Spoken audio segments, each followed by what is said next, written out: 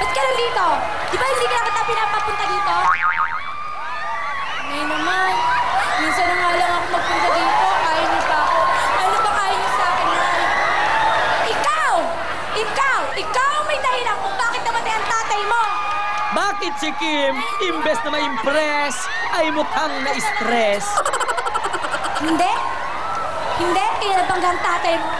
Di ba ikaw may kasalanan nun? Eto pag ginagawa mo yung mga ganyan mo, anong state of mind mo? Alam mo, para sa akin, kahit sabihin po nila na mukhang tanga ako, or what else, para sa akin, makapagpasaya ako ng tao, mas masaya na rin ako. Kung gusto mong magpasaya, bakit hindi ka galing kami sa mga comedy bar, ba't hindi ka mag-audition doon? Hindi ko naman po alam kasi. Bibigay ko sa iyo yung address para hindi ka nang gugulo dito. Tuloy lang ang kasiyahan dito sa Sunday edition ng Talentadong Pinoy. Lahat ng 7 talentadong nag-perform ngayong gabi ay tatanggap ng 5,000 piso. At dahil wala sa kanila ang nasara ng kortina, lahat po sila ay may pag-asa pang manalo ng 50,000 pesos. Pero mga talentado, yan ay mangyayari lamang kapag napatumba nyo ang ating one-time defending champions, the Cercado Sisters.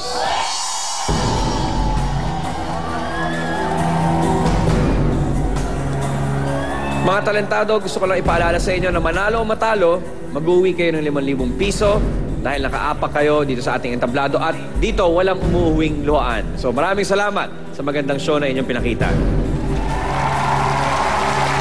Now here are the results. Ang nakakuha ng pinakamataas na score mula sa Talent Scouts at sa jury ay walang iba, kundi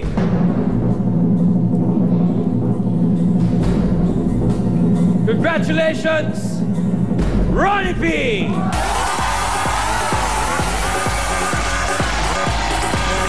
Sa ating mga talentado na hindi nanalo, maraming salamat pa rin. Ronnie P, dito ka pare ko, congratulations, ikaw ang haharap sa ating champion at Cercado Sisters.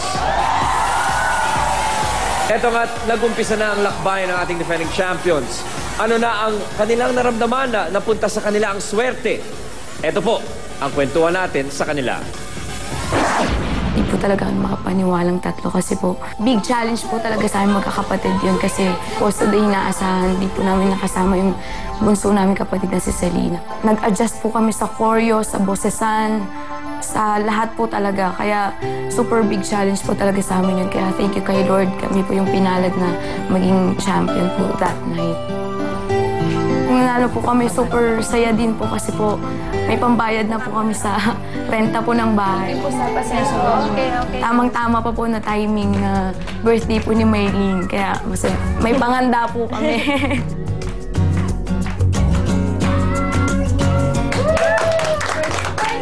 Abangan niyo po ang mga kakaiba po namin ipapresent sa inyo. Ipapakita po namin yung versatility po namin magkakapatid na hindi lang po namin kaya kumanta, kundi kaya din po namin sumayaw. On their second step towards the Hall of Fame, please give it up for our one-time defending champions, the Cercado Sisters. Listen to the song here in my heart, a melody I start but can't complete. Oh, I'm screaming out for my dreams to be heard. There will not be pushed aside or turned into your own, or 'cause you won't listen. I am alone at the crossroads. I'm not at home in my own home, and I'm trying to try. Say what's on my mind. You should have known. Now I'm done believing you. You don't know what I'm feeling. More than what you made of me. A part of the voice you gave to me. And I gotta find my own.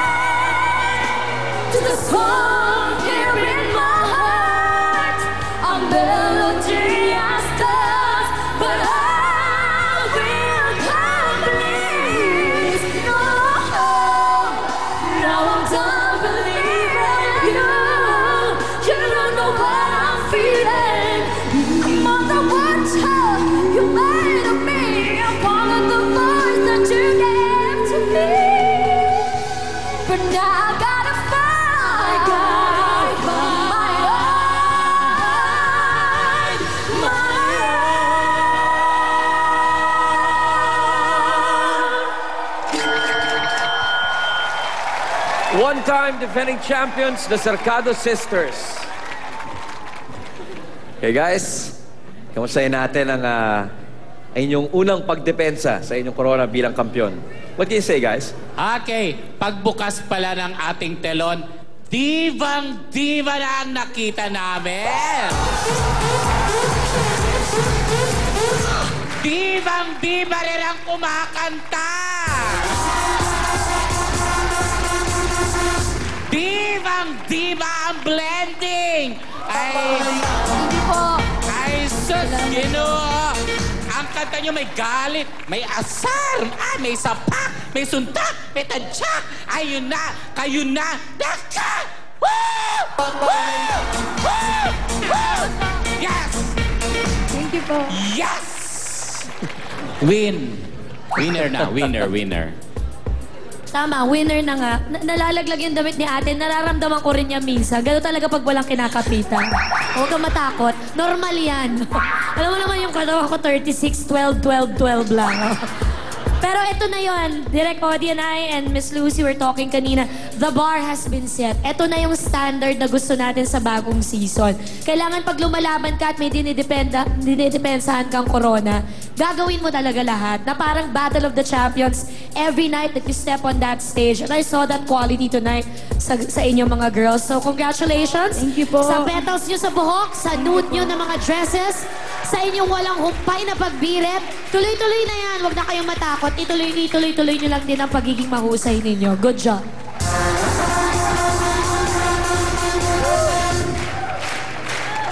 Ryan, I really like the way they look. I like that they look like stars already. Gusto ko rin yung ayos ninyo, parang pinaghandaan ninyo. You look very polished, no? And I think that is your edge over Ronnie. Kaya lang, yung lamang naman ni Ronnie, for me yung lamang naman ni Ronnie is he's singing with such simplicity and soul. Wala siya masyadong styling sa sarili. Doon siya, I think, lamang sa inyo. Yung the rawness of his talent. Tama ka, Tuesday. The rawness of his talent. Sa inyo, magagaling na kayo, but I feel somehow, and this is only my first time to see you, I feel na you're trying too much, but you don't have to do that anymore kasi magagaling na kayo eh. Nababother lang ako sa too much stomping of the feet and too much kicking, although I know there has to be an outlet to reach those high notes. Naalala ko si Tita Pilita before when I asked her how she developed yung liad niya na ganon. It was her way daw of reaching the high notes. So if you can find another way to reach those notes without necessarily kicking or stamping your feet, then I think you'll be even more effective as singers. And I'd love to see you in a number na hindi masyadong birit, something a little more low-key. But again, I'm saying I'm not a singer talaga, and I'm just really gauging it as a viewer. I think pumapadyak sila hindi para maka-reach ng note. Style lang yan eh. Di ba? Parang ano lang yan eh. Parang style lang yan eh. So I get it. I mean, these are world champions, Lucy. In case you don't know, lumaban na yan sa Week Open. Naalala nyo ba, girls, nung una kayong nasalang dito sa Talentado, sabi ko, timing lang. Parang, sino bang nakalaban nyo noon? Naalala nyo pa ba? Si Ate Shiva po. Si Batshiva. Yun eh. So parang, it's just talaga ang timing at that time, parang kakaiba si Batshiva. Hindi pa kami nakakita ng pole dancer. Ang dami ng singers na nakita namin dyan. So talagang it was just not the right time. But you know what? I think this time it's your time. And nobody's gonna stop you from getting further up. Because I think you are incredibly talented. Thank you po. Thank you very much, Talent Scouts. Okay, ladies, dahil kayo mga kampiyon ngayon, please step to my right. Tawagin natin ang inyong challenger, Cercado Sisters, si Ronnie P. Ronnie, pwesto ka dito sa aking kaliwa. Magpapatuloy kaya sa pagkapanalo ang ating defending champions na the Cercado Sisters o mapuputol na ito agad dahil sa galing ni Ronnie P. Alamin ang desisyon ng Talent Scout Jury sa pagbabalik ng pinakamalaking talent show on television.